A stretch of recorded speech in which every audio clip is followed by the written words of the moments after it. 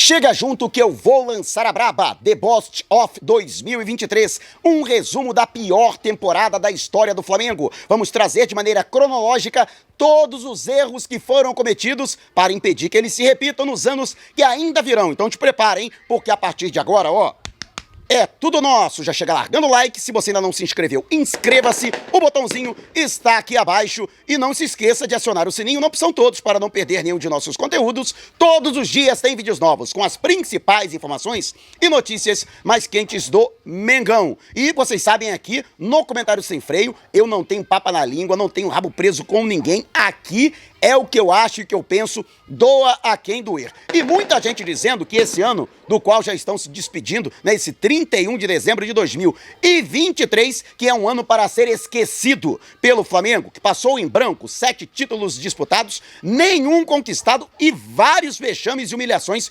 colecionados ao longo da temporada. Mas eu digo o seguinte, eu gosto muito de uma frase de Edmund Burke, que é um filósofo irlandês que viveu no século XVIII, e ele dizia que o povo que não conserva a sua história estará fadado a repeti-la. Portanto, a gente tem que lembrar sim e esfregar na cara dos dirigentes, tanto os atuais quanto os que ainda virão, para que esses erros que foram cometidos não sejam repetidos nas próximas temporadas. Temos que lembrar, sim, deste ano. E muita gente dizendo, mas você disse que é o pior ano da história do Flamengo. Você parece que só torce pro Flamengo depois de 2019, que não tá lembrado que até bem pouco tempo o Flamengo brigava para não cair no Brasileirão, né? Lutava contra o rebaixamento, mas naquela oportunidade o Flamengo não tinha o dinheiro que tem hoje, não tinha uma receita bilionária, não tinha um elenco que vale por mês 25 milhões de reais.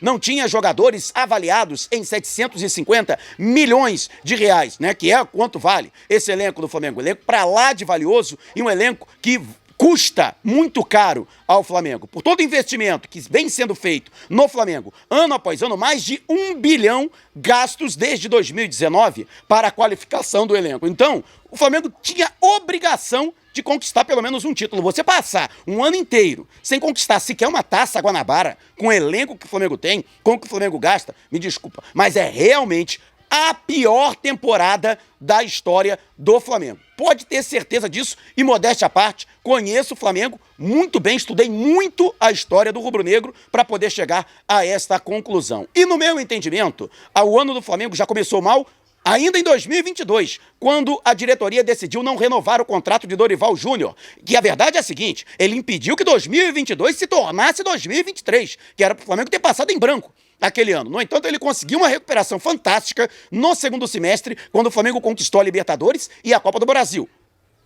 É claro, vou reconhecer, terminou em baixa a temporada. Foram ruins as atuações na reta final do Campeonato Brasileiro, mas numa acomodação natural após ter conquistado 2 competições importantes. E outra, a diretoria do Flamengo tinha todo o direito de não querer a permanência do técnico Dorival Júnior, desde que trouxesse um outro treinador que fosse tão bom ou melhor que ele, né? Tinha todo o direito de não querer renovar. Mas para trazer o Vitor Pereira, técnico português do Corinthians, que foi eliminado pelo Dorival na Copa Libertadores nas quartas de final e que perdeu a final da Copa do Brasil, mas perdeu nos pênaltis, mas perdeu, foi derrotado pelo Dorival. Você demite, né, ou deixa de renovar com o técnico vencedor para trazer o perdedor, né?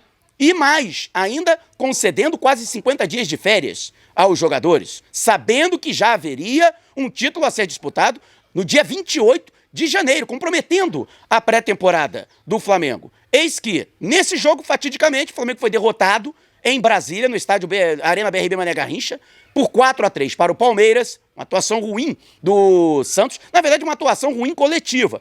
Houve jogadores que tiveram lampejos durante a partida, o caso do Arrascaeta, mas a verdade é que o Palmeiras venceu por 4-3, conquistando a Supercopa do Brasil, e isso derrubando o moral dos jogadores há poucos dias na estreia da principal competição que o Flamengo iria disputar no ano, que era a Copa do Mundo de Clubes. E o Flamengo chegou à semifinal diante do Al Hilal da Arábia Saudita com o sonho de fazer a decisão com o Real Madrid, campeão da Champions, conforme apregoava o vice de futebol, Marcos Braz, ainda no vestiário do Flamengo, campeão da Libertadores em Guayaquil, no Equador. E eis que o Flamengo foi eliminado pelo Al Hilal, derrota por 3-2 na semifinal. No meu entendimento, o primeiro dos muitos vexames ao longo deste ano de 2023. Ah, mas o Al Hilal também é time e tal, mas no meu entendimento, os times sul-americanos têm obrigação de chegar à final da competição. Acontecendo algo diferente disso, e olha que o Al Hilal ainda não tinha os jogadores estrelados que tem hoje. A Federação Saudita, né, a Liga Saudita, ainda não tinha investido os bilhões que passou a investir nos clubes daquele país, né? E o Flamengo terminou, portanto, eliminado. Venceu na disputa do terceiro lugar o Al Ahly do Egito, mas, no meu entendimento, uma campanha pra lá de fracassada e vergonhosa na Copa do Mundo de Clubes. Isso porque o próprio técnico, Vitor Pereira, disse na coletiva de que a Copa do Mundo de Clubes estava funcionando como um laboratório para a temporada do Flamengo. Como você vai utilizar como laboratório a principal competição que você vai disputar no ano?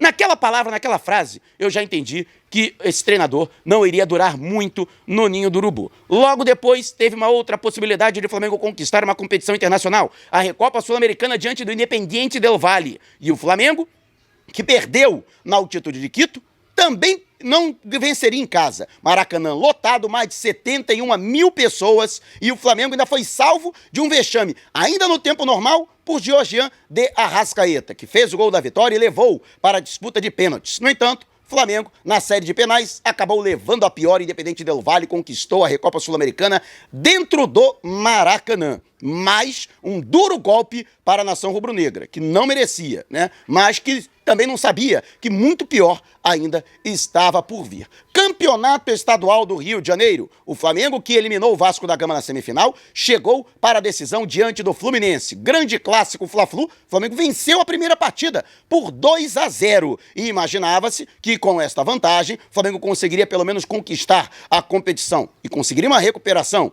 O vice-presidente de futebol, Marcos Braz, disse que nem em caso de derrota o Vitor Pereira seria demitido. Mas houve a derrota. E por goleada.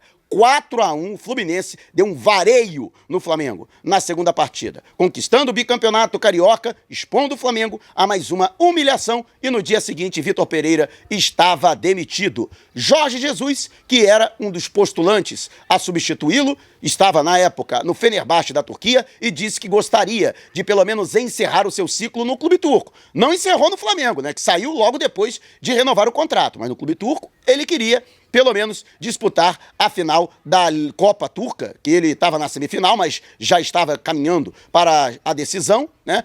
Até conquistaria, né, a Copa da Turquia, mas ele queria pelo menos encerrar a sua participação no futebol turco com pelo menos um título. Pediu que o Flamengo o aguardasse. No entanto, a diretoria não aguardou, porque o Flamengo, mais uma vez, expôs a sua torcida a um grande vexame, uma grande humilhação. O Flamengo foi jogar com o modesto Maringá no estádio Willie Davis e foi derrotado por 2-0. E diria que só não foi novamente goleado porque o time do Maringá, com todo respeito, mas era muito limitado uma equipe disputando a Série D do Campeonato Brasileiro. Com isso, pressionada, a diretoria não quis esperar e confirmou a contratação do argentino Jorge Sampaoli, que já há bastante tempo batia tambor para assumir o Flamengo. Ele que teve um início claudicante, embora na partida de volta tenha aplicado uma goleada histórica de 8-2 sobre o Maringá, no Maracanã, classificando o Flamengo para a fase oitavas de final da Copa do Brasil. Conseguiu as duras penas, mas conseguiu a classificação na segunda colocação de seu grupo, um grupo relativamente fácil, né? O Flamengo ainda, né, sem estar no comando do Jorge Sampaoli, chegou a perder a primeira partida para o Alcas, o estreante Alcas, que nem no Equador é tradicional, mas na altitude de Quito, o Flamengo acabou sendo derrotado pelo clube equatoriano e depois de outros insucessos, né, também empatou com o Ñublense fora de casa por 1-1 e por conta dessas situações acabou com a segunda colocação do grupo, mas terminou classificado. No Campeonato Brasileiro, o Sampaoli ensaiou uma recuperação na Copa do Brasil, nas oitavas de final, deixou para trás a equipe do Fluminense, né? Inclusive, né, depois de um empate em 0-0, vitória por 2-0, uma vitória contundente, o Flamengo ganhou bem do Fluminense, né? E avançou na competição. No entanto, né, a gente também teve várias boas atuações do Flamengo, né? A gente lembra aqui de uma goleada em cima do Vasco. O Flamengo atropelou o Vasco no Maracanã no primeiro turno do Brasileirão. E também na Copa do Brasil, na primeira partida da semifinal, não tomou conhecimento do Grêmio. Uma vitória incontestável, contundente, por 2-0. O próprio Renato Gaúcho, sem a partida de volta, já considerava o Grêmio eliminado. E aí o Flamengo foi para uma partida na capital mineira, em Belo Horizonte, na Arena Independência, diante do Atlético Mineiro. Né? A partida válida pelo Campeonato Brasileiro, dia 29 de julho. No meu entendimento, ali a coisa degringolou de vez no trabalho do técnico Jorge Sampaoli. A relação do elenco com a comissão técnica, que já não era das melhores, azedou de vez.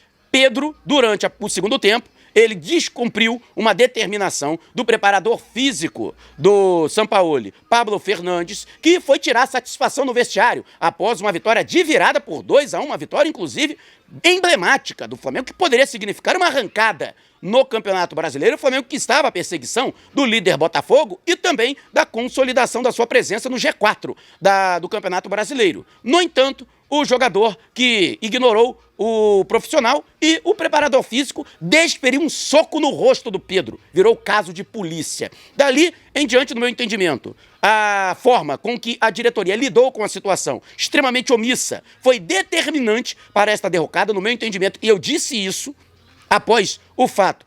Não só o Pablo Fernandes tinha que ser demitido, como dissolvida toda a comissão técnica. Não havia mais clima para a permanência. Nem do Pablo Fernandes, nem de qualquer outro integrante, contando com o Jorge Sampaoli. No entanto, a diretoria colocou panos quentes, mas a verdade é que a situação não foi resolvida, né? Apenas fizeram de conta que estava tudo bem e o Flamengo não se encontrou mais. O Flamengo ainda conseguiu vencer na primeira partida o Olímpia do Paraguai pelas oitavas de final da Libertadores, mas acabou eliminado com uma derrota de virada por 3-1 no Defensores del Chaco, dando adeus à competição na Copa do Brasil. Conseguiu passar muito em função da vitória na primeira partida, o Grêmio teve que partir para cima. E o Flamengo, mesmo jogando mal, conseguiu vencer, mais uma vitória desta vez por 1-0. No entanto, no Campeonato Brasileiro conheceu diversas derrotas. O técnico Sampaoli balançou no cargo e só permaneceu até a final da Copa do Brasil porque conseguiu uma vitória em cima do Botafogo, dentro do tapetinho, dentro do estádio Newton Santos. O Botafogo até então era o líder absoluto da competição e essa vitória do Flamengo, no meu entendimento, acabou causando a maior regada da história do futebol brasileiro, né? Mas a verdade é que essa vitória, né, não fez bem ao Flamengo. Com a permanência do Jorge Sampaoli e a manutenção dos problemas, o Flamengo continuou perdendo. E eu lembro aqui, houve uma derrota no estádio Kleber Andrade em Cariacica, completamente lotado, em que o Flamengo perdeu por 3-0 para o Atlético Paranaense. Antes da vitória da partida decisiva, o Flamengo que tinha perdido por 1-0 dentro do Maracanã para o São Paulo, no jogo de ida da final da Copa do Brasil, teria que vencer por 2 gols de diferença dentro do Morumbi, para ficar com o título da competição. No jogo de volta, dia 24 de setembro, eu lembro, porque é aniversário da minha mãe, né, a doutora Luzia, Flamengo que abriu o placar, fazendo 1-0, permitiu o gol do empate ainda no primeiro tempo, e o São Paulo manteve-se ali, firme na manutenção. O Flamengo até tentou, partiu para cima, mas completamente desorganizado. O Flamengo perdeu o título da Copa do Brasil para o São Paulo. Comandado por quem? Dorival Júnior. O Flamengo ali completou o seu karma, sendo derrotado na final da Copa do Brasil pelo técnico com quem não havia renovado no ano anterior. E ali foi a gota d'água. Sampaoli demitido, Flamengo contrata Tite, né? Tite contratado, Flamengo que já estava muito afastado da disputa pelo título brasileiro, e inclusive, né, até correndo o risco de ficar fora da Libertadores. Tite assume a equipe, consegue 2 boas vitórias nas suas 2 primeiras partidas. No entanto, foi derrotado de virada para o Grêmio, dentro de Porto Alegre, e depois perdeu para o Santos, que terminou rebaixado. O Santos estava brigando contra o rebaixamento, conseguiu vencer o Flamengo de virada em Brasília, né? O mando de campo era do Flamengo. Naquela oportunidade, comprometendo as chances de o rubro-negro conseguir conquistar o título da competição. Havia até essa situação que o Flamengo poderia chegar. E aí o Flamengo consegue de novo vencer, consegue somar pontos. Chega uma partida com o Atlético Mineiro, confronto direto. O Atlético também tinha chances, embora remotos, assim como o Flamengo, da conquista do título, mas com a derrocada do Botafogo, que terminou, inclusive, sendo superado por Palmeiras e Grêmio, vislumbrava-se a possibilidade de o Flamengo conseguir alcançar o Palmeiras.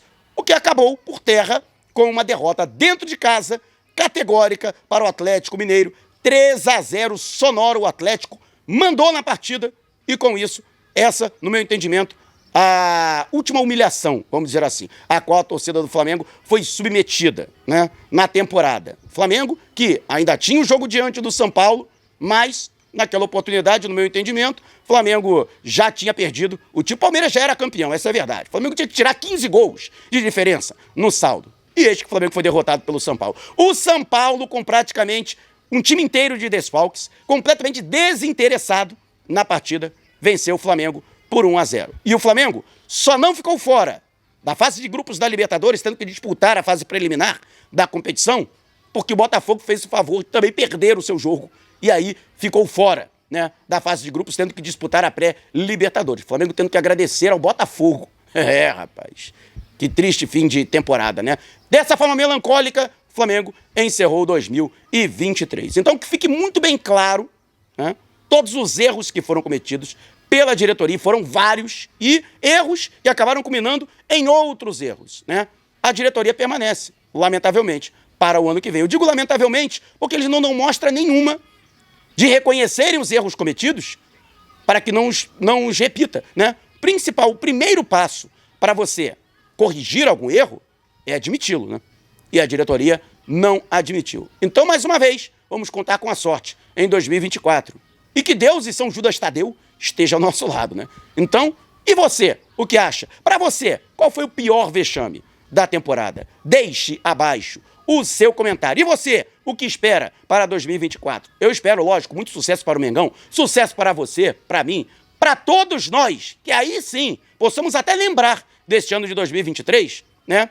Mas lá no passado, e até rir dessa história toda. Mas deixe abaixo o seu comentário, se você quiser saber mais sobre o canal ou propor parcerias, mande um zap para o número que está aqui na descrição do vídeo. Não saia sem antes deixar o seu like. Gostou do vídeo? Então compartilhe com a galera, mas não vá embora. Tá vendo uma dessas janelas que apareceram? Clique em uma delas e continue acompanhando o nosso canal, combinado? Despertando paixões, movendo multidões, este é o Mengão Feliz 2024!